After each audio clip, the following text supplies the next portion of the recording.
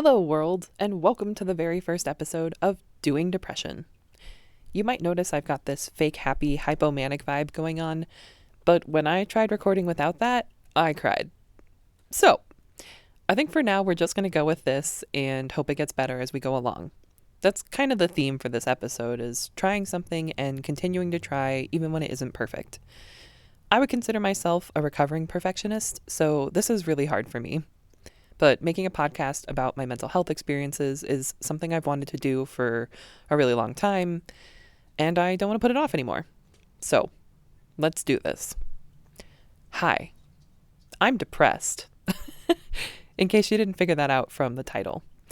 I'm also in recovery from an eating disorder and living with PTSD and anxiety and insomnia and a couple chronic illnesses that throw a wrench into things every once in a while. I've dealt with suicidal ideation and self-harm.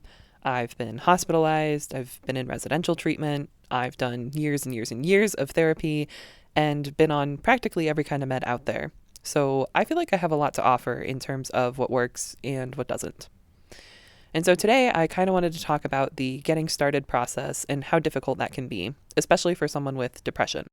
Just to kind of set the scene here, currently written on my bathroom mirror is the following phrase: "A year from now, you're going to wish you started today." Now that's been up there for about a month at this point. And you know what I did right after I wrote that? I looked at myself in the eyes as I'm thinking about all these cool things I want to do in the future. And I said, that sounds like a great thing to get started on tomorrow. And then it's been a month.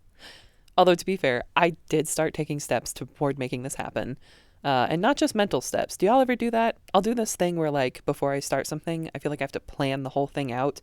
And it's like putting this prerequisite in front of the starting line. So for starting a podcast, some of the prerequisites were coming up with things to talk about, learning where and how to publish a podcast, researching what kind of microphone to buy. I notice a lot of my prerequisites will often involve buying things. I don't have a microphone, so I can't record anything. Which, first of all, isn't true. It is possible to start recording with a laptop or a phone or whatever. But I can't get past this, like, I need this before I can start. And then, because I hate buying things, it never happens. Or I will finally buy the thing, only to find out it takes something else like a memory card to make it work, and now I need to go down another rabbit hole of researching stuff to figure out which one's the best, and will work with the device I bought. Not that that's based on any kind of personal experience or anything. But sometimes it's a little too overwhelming to be dealing with that, on top of the disappointment that the thing doesn't work. And so I avoid it until I have the spoons to go back and deal with it. But as a depressed person, I feel like most of the time my spoon drawer just has a couple of dead batteries rolling around in the bottom of it.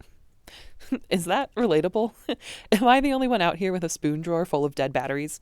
What are you even supposed to do with dead batteries? I know that's totally off topic, but you can't throw them away. Why make trash you can't throw away? That's just like an existential crisis waiting to happen. Anyway, before I totally derailed the thought train, choo-choo, I was talking about the steps to getting started.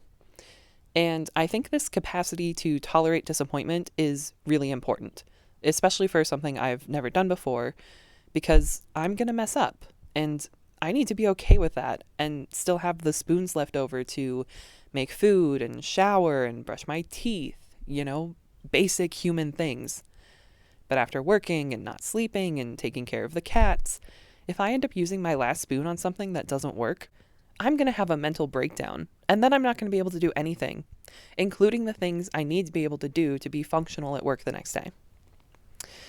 So it occurs to me as I keep saying the word spoons that some of you might not be familiar with this metaphor. So let me just take a moment and let you know what we're talking about.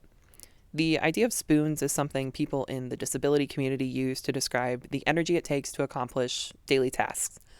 So waking up and getting out of bed takes a spoon. Showering takes a spoon. Our daily commute takes a spoon, or maybe two. But we go throughout the day, and all of these things take energy. They take spoons out of our spoon drawer. And when we run out, that's it. There's no more spoons. So there's no working out, or making dinner, or having a good bedtime routine. There's just dissociating and staring at the wall for 3 hours. At least, that's what an empty spoon drawer looks like for me. We get more spoons by sleeping or relaxing, doing things that fill our cup, to use another metaphor. so we can get back up to whatever our daily spoon number is. And it's not the same for everybody or every day. You know, if somebody's sick, they're probably starting that day with fewer spoons. Or somebody like me who doesn't sleep well, I'm using a lot of spoons in the middle of the night to get up and walk around and feed the cats. So by the time my day starts, I'm already down a few. And for some of us, certain things just take more spoons. There was a period of my life where first thing when I woke up, I had to deal with intense feelings of suicidal ideation. Do you have any idea how difficult that makes it to get out of bed and start the day? Really fucking difficult. So I used a lot of spoons on that, more so than people who didn't have to deal with that right when they wake up. So this idea of spoons is helpful for quantifying the amount of energy we have on a given day and being more conscious of the things we use it on. Like if I know I'm going to be around a lot of people all day and not have much alone time, I'm not going to plan to make dinner that night because I know I won't have the spoons to cook by the time I get to the end of the day. So I'm going to need to have something else prepared that won't take as many spoons. Does that make sense? Did I adequately explain spoon theory? I hope so.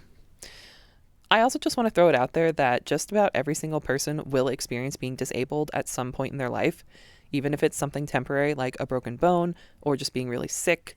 This is something that eventually affects everybody. So it's important that we meet people in the disability community with understanding and compassion.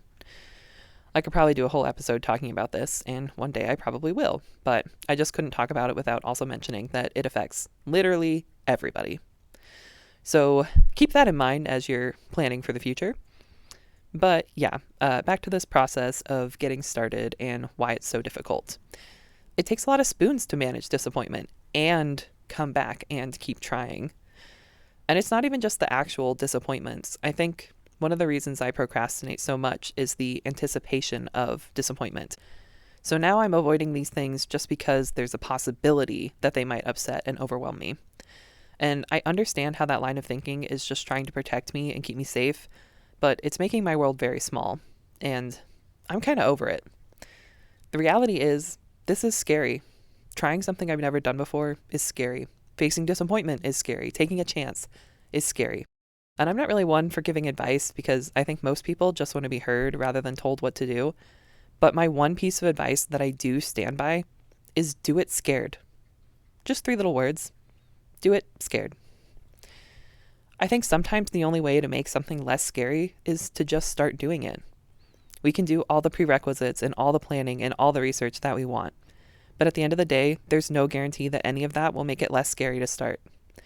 But if we do it and we get through it and we come out on the other side, then we get to say, I did something scary and it didn't kill me, right? I survived. Isn't that neat? And we know this is true. How many of y'all took Gen Psych? I want you to think back to when you learned about systematic desensitization. This is lauded as one of the most effective treatments for phobias, right? We've got someone who's afraid of snakes, and we start exposing them to pictures of snakes, then videos, then fake snakes, and each time we see if they can go a little bit longer before tapping out. Until one day, we've got them holding a snake, and they're okay. Don't get me wrong. People can definitely fuck up systematic desensitization and make the whole situation worse than it was before. It's definitely an inelegant solution, but it does work. Trying again and again and again does make it less scary. So, try not to traumatize yourself doing it scared, but sometimes the only steps left are forward. And as long as it doesn't kill us, we get to try again. And so that's my plan for the future, to try this again and see if it's any less scary. Stay tuned to find out. I hope you got something out of this. If you did, feel free to let me know. It's always nice to hear we're not alone, floating around in the void. Thank you for sharing this time and space with me, and I can't wait to get together and do it again next week.